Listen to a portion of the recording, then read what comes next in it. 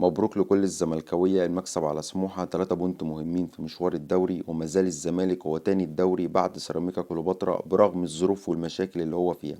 فوز مهم وفوز صعب على فريق محترم زي فريق سموحة اللي من بداية الموسم بيقدم مستوى كبير مع كابتن أحمد عبد العزيز، واللي آخر مباراة ليه في الدوري قدر إن هو يكسب بيراميدز 2-1 بطل أفريقيا وأقوى سكواد في الدوري المصري. وقدم ماتش تكتيكيا عالي قصاد كابتن معتمد جمال، بس في النهاية صاحب الخبرة هو اللي تفوق ونادي الزمالك قدر ان هو يكسب 1-0. كابتن معتمد جمال من وجهة نظري دخل الجيم متأخر بداية من الشوط التاني. الشوط الأول كان الزمالك مش قادر ان هو يسيطر على نص الملعب في وجود محمد السيد ومحمد شحاتة، وان انت بتلعب بثلاثة ورا السيد أسامة جنب الونش وحسام عبد المجيد. الزمالك صنع فرصتين في الشوط الأولاني، خوان بيزيرا صنعهم لشيكو بنزا، وشيكو بنزا ده يا جماعة أقسم بالله مؤذي للعين، مؤذي للعين بجد. أنا معرفش هو كابتن معتمد جمال برضو شايف فيه حاجة إحنا مش شايفينها. هو ده ليه أساسي في نادي الزمالك حتى لو إحنا مش هنمشيه، حتى لو العرض اللي جاله والزمالك مش موافق عليه أيا كان إيه اللي بيحصل. طب يا جماعة ما هو يقعد. شيكو بنزا لعيب مضر، لعيب مضر للزمالك ومفسد هجمات للزمالك، ولعيب ما بيعملش حاجة غير ان هو بياخد الكورة ودايما عاوز يجري على الطرف. طب انت اخر الطرف ده، انت رايح عند الضربة الركنية. طب انت ما بتفيدش الزمالك بأي حاجة. خوان بيزيرا صنع له فرصتين الاتنين ضيعهم بمستوى سيء، ما علينا من شيكو بنزا، لان شيكو بنزا ده بجد يعني هو مجلط لجمهور نادي الزمالك. فبداية من الشوط التاني، خوان بيزيرا لما طلع على الطرف بدل قلب الملعب اللي كان هو مخنوق فيه ومش عارف ان هو ياخد راحته ومش عارف ان هو يصنع فرص، يعني اكتر من الفرصتين اللي هو صنعهم لشيكو بنزا. زائد ان نزول محمد اسماعيل ونزول عبد الله السعيد قدر ان الزمالك يمسك نص الملعب، فيقدر ان هو يصنع فرص اكتر، حتى لو الفرص مش خطيره جدا على مرمى سموحه، بس انت مستحوذ على اللقاء. استحواذ الزمالك وصل ل 60 40 في اخر الماتش. نزول ناصر منسي، وناصر منسي نجم اللقاء، ناصر منسي نجم الزمالك الفتره الاخيره. ناصر منسي مثال للاعب المجتهد واللاعب المحترم، اللاعب المخلص لتيشيرت نادي الزمالك.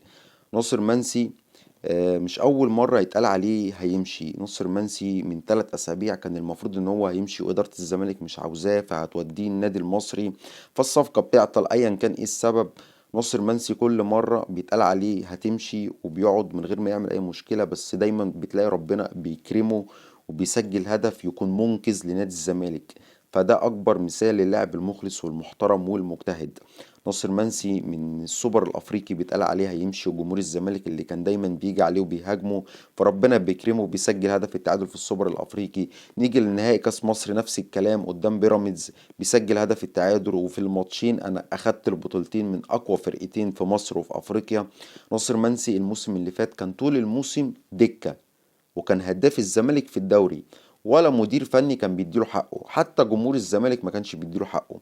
المشكلة ان لعيب زي ده هو مش نجم كبير ولا هو سوبر ستار في الزمالك. يعني عارف لو خوان بيزيرا اللي كان سجل الهدف بتاع سموحة ده، كان زمان الجمهور شايله على الراس والجمهور نفخه وطالع بيد السما عشان خاطر يسجل هدف الفوز.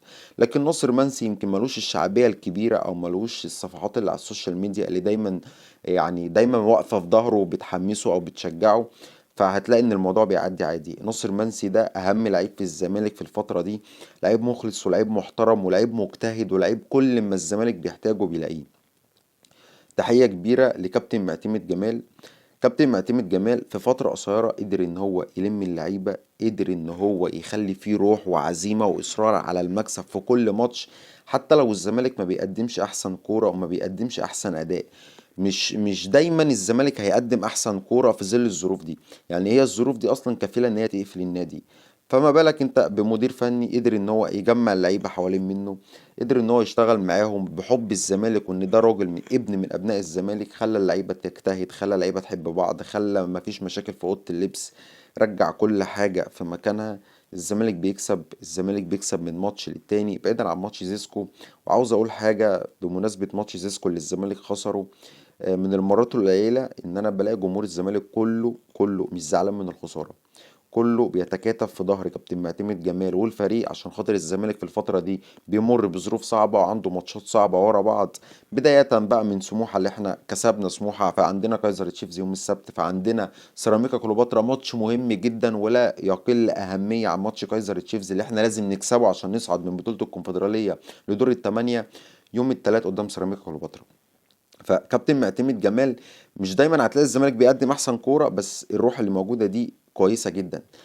فبعد ماتش زيسكو كل الجمهور في ظهر الفريق، عشان خاطر الزمالك بيمر بظروف صعبة، وكله ركن الخلافات على جنب. يعني كل الناس اللي ضد الإدارة محدش بيهاجم الإدارة، اللي ضد جون إدوارد محدش بيهاجم جون إدوارد، اللي ضد كابتن معتمد جمال أصلا، والناس اللي هي بتطالب بمدير فني أجنبي اللي أنا واحد منهم، وأتمنى إن هو يبقى في مدير فني أجنبي وكابتن معتمد جمال يبقى معاه في الجهاز، بس ده مش وقت الكلام ده. فكنت مبسوط ان كل الجمهور بيتكاتف في ظهر كابتن معتمد جمال ولاعيبه نادي الزمالك. والمواقف ده يا جماعه هي اللي الزمالك دايما بينجح فيها. ولو نرجع بالزمن لورا 21 و22، الاتنين دوري اللي خدناهم، كان دايما الزمالك عنده وقف كده وظروف صعبه ومشاكل وديون وكل حاجه. ومش معنى كلامي ان انا بقول لك ان الزمالك هياخد الدوري في الموسم ده، طبعا مفيش حاجه بعيده عن ربنا، وكل مجتهد نصيب. الزمالك بيجتهد، اللعيبه بتجتهد، كابتن معتمد جمال بيقدم دوره على اعلى مستوى. فباذن الله توفيق ربنا يكون مع الزمالك، والحظ يبقى مع الزمالك، واللعيبه الرجاله دي ربنا يكلل مجهودهم بان هم يقدروا ياخدوا بطوله او بطولتين في الموسم ده. في النهايه الحاله اللي موجوده ما بين الجمهور دي حاجه جميله جدا وحاجه كويسه جدا، ان الناس دايما في ظهر نادي الزمالك. الظروف دي هي اللي بتصنع البطل، وصدقني الزمالك ما بياخدش بطوله غير في الظروف الصعبه دي. احنا لو الدنيا سهله معانا والامور متيسره، صدقني بنخرج بفضيحه من الكونفدراليه، وفي الدوري بنبقى تالت ولا رابع، وبنخرج من كاس مصر. طول ما الزمالك مضغوط وطول ما الزمالك في ظروف صعبه، انا ببقى متاكد ان الزمالك هيقدر ان هو يحقق بطوله، حتى لو هو اخد بطوله من الثلاثه اللي هو بيشارك فيهم، دوري وكاس وكونفدراليه. اتمنى ان الزمالك ياخد بطوله، واتمنى ان الزمالك ياخد الاتنين، واتمنى ان الزمالك ياخد ثلاثه. في النهاية حاجة جميلة ان انت تلاقي جمهور نادي الزمالك في ظهر الفريق في ظل الظروف اللي هو فيها. مفيش حد بيصفي حساباته، مفيش حد بيخالف اي حاجة داخل الفريق، كله في ظهر كابتن معتمد جمال واللعيبة. وبإذن الله ربنا هيكرمنا يوم السبت في مباراة كايزر تشيفز، وبإذن الله الزمالك هيصعد أول للمجموعة، وبإذن الله البطولة تكون من نصيب نادي الزمالك. في النهاية شكرا لكابتن معتمد جمال وتحية كبيرة ليه، وشكرا للاعيبة نادي الزمالك وتحية كبيرة ليهم على ان هم يعني شايلين الزمالك في ظل الظروف الصعبة اللي الزمالك بيمر بيها من ايقافات كيد، ولاعيبة بتاخدش مستحقات وديون، ولاعيبة شباب. انا بشكر لعيبة الشباب دي كلها، محمد ابراهيم والخضري والسيد أسامة وفرنسي وكل اللعيبة، حتى إيشو ومحمد السيد، كل اللعيبة الصغيرة اللي فعلا رجالة مع نادي الزمالك. أنا بشكر كل اللعيبة ديت. إن شاء الله الزمالك يوم السبت يقدر يعدي المواجهة الصعبة قدام كايزر تشيفز، ويقدر إن هو ياخد 3 بونت ويصعد أول المجموعة. ويوم التلات قدام سيراميكا كليوباترا بإذن الله ربنا يكرم اللعيبة وكابتن معتمد جمال، ونقدر إن احنا نعدي مواجهة سيراميكا، عشان هتبقى مواجهة صعبة أو قوية قدام فريق كبير وفريق محترم بمدير فني محترم وكبير كابتن علي ماهر. بإذن الله نصعد من دور ال 16 لدور الثمانية. وفي النهاية بالتوفيق لكابتن معتمد جمال ولرجالة نادي الزمالك.